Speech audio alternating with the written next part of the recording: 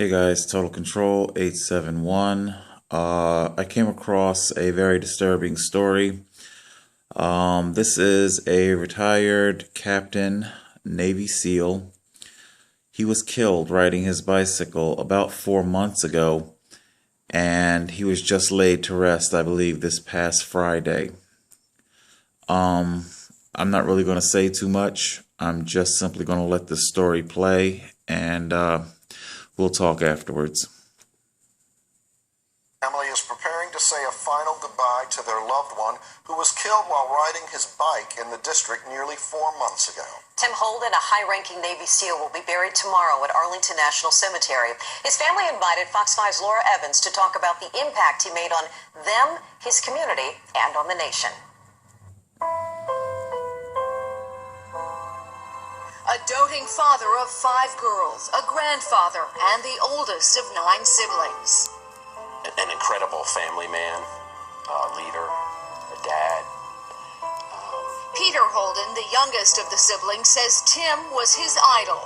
Career military, went to the Naval Academy and then went on to become a Navy SEAL. And then he got 2 graduate degrees from MIT. A highly decorated Navy SEAL, Tim served in the Gulf War and was the first American in Kuwait City. He would later go on to serve at all levels of command for the Navy SEALs. He went on to be the Commodore of all the SEALs on the West Coast. Tim also had a knack for extreme leadership and grooming people. He held senior executive positions with several Fortune 500 companies focused on developing security technology. But it wasn't until after his death that the family learned that Tim was selected to establish specific anti-terrorism warfare programs for the U.S. Navy. Tim also never mentioned to the family that he had broken the Navy SEAL record for the fastest marathon. That's what it is, I think, about his life, just being a humble man, doing the best he could. Nothing stood in his way of accomplishing what he wanted to do. But most impressive of all, says his family, was his involvement with the community, the church, and his ability to connect with people. He took the time to know people. So I've had people come up to me and tell me that Tim Holden was my best friend. Tim's full life came to an abrupt end here, August 28th. A ghost bike now stands in memoriam. An avid cyclist, he was headed to meet his daughter for coffee. At the same time, Ricardo Freeman was headed to work. Police were unable to determine why exactly Freeman drifted onto the shoulder. Investigators suspect he may have dozed off before plowing into Tim and killing him. It's clear that Tim was doing everything that he could to keep himself safe. Tom Craver, a fellow cyclist, says what happened to Tim is evidence of how out of control, distracted, impaired, and overall irresponsible driving has become, and how weak the laws are. He's a victim of this, and the person who caused that got misdemeanors. And it's just unbalanced. It doesn't feel like justice. Freeman was charged with negligent driving and has been fined no more than $1,500.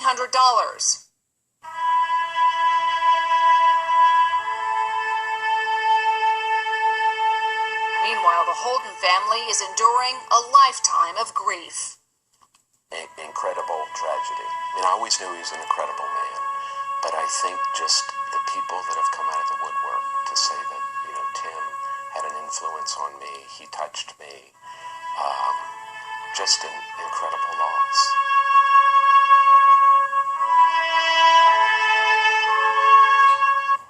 And that was Laura Evans reporting. Tim Holden will be buried tomorrow morning at Arlington National Cemetery.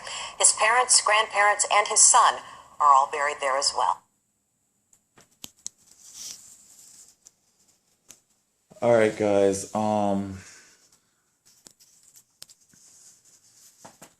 I guess the points that I am making here tonight.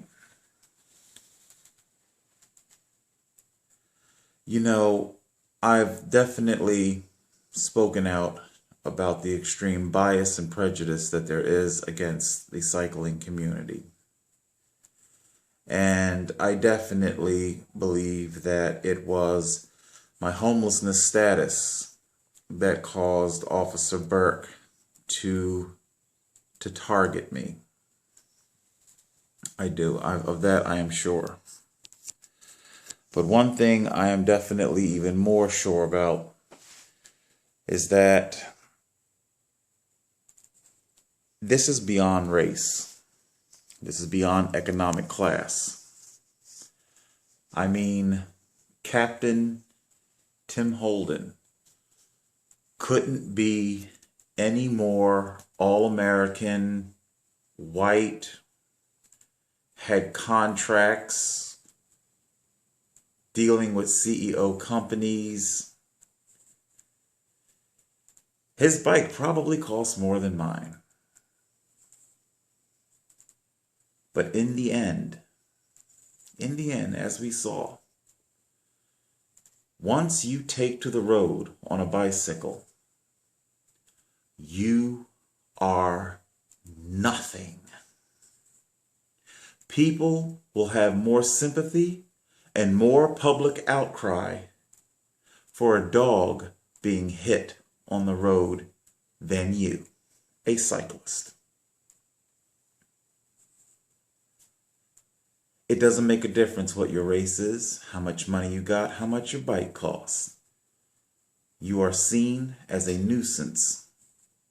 It didn't make a difference that Tim Holden was obeying every last single applicable law to the road. Nevertheless, he was hit and killed. The driver, as we saw, misdemeanors. Oh dear, looks like he's going to have to cancel that special something. Dip into the vacation money, maybe. The Christmas club. An early withdrawal. Oh my. Now, the accounts of how much money this driver was charged, it varies. I've seen some reports where it said it was as little as $690, and here we saw that it was as much as $1,500. Frankly, I don't give a shit if he paid $5,000. You just slaughtered a man on his bicycle. And you get to walk away. Drive away. This driver's biggest inconvenience was most likely going to have to be paying these fines and maybe a few months without his driver's license. Public transportation, maybe. I see. So this is what I'm pointing out. Also, to give contrast, there is in the news a state trooper. I believe they also have boats. State police also have their naval units where they patrol waterways, and one particular trooper pulled over a drunk person piloting a boat. They arrested him, put them in their boat, failed to properly secure their detainee. This drunken, handcuffed person fell out of the boat into the water, and they drowned. The state trooper has been arraigned on manslaughter charges. Very serious charge, you know. And yes, I agree with those charges. He definitely should be. But I can't help but wonder. Amazing. This person's death was every bit as unintentional, you know, presumably as Captain Holden's death was. But because Captain Holden was on a bicycle,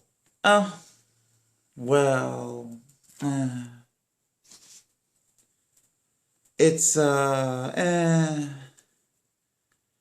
just a shame.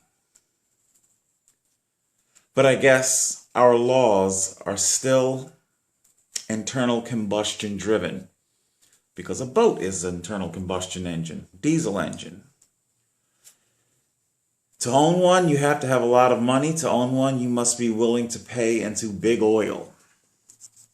paying the big oil and everything else. So this state trooper, they're going to be charged with manslaughter. And what was the guy's name? Friedman? Well, I guess he's probably done paying his $1,500. Here we are 4 months later. Captain Holden was killed in August. I bet he's all done with everything.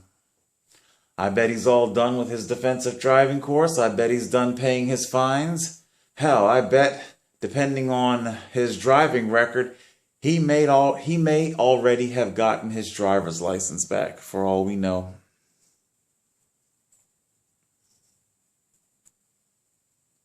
This is the kind of bias that cyclists have to deal with.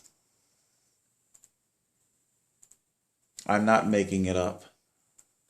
This is why I take to the roads. This is why I fight tooth and nail for equal rights to the road. There's also another story. Google self-driving car is about to take to the road.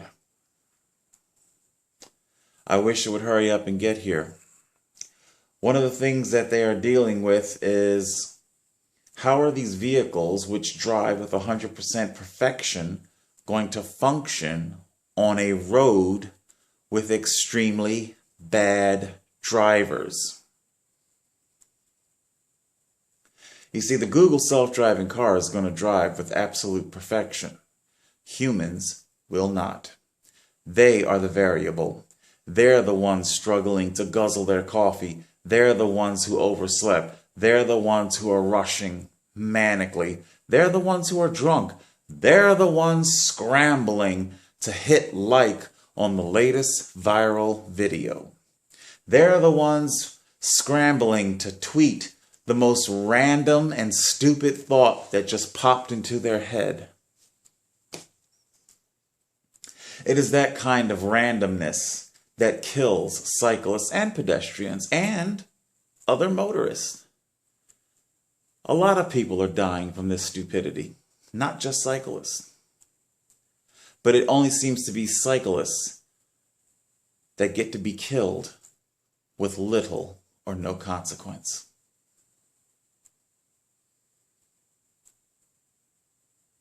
Total Control 871.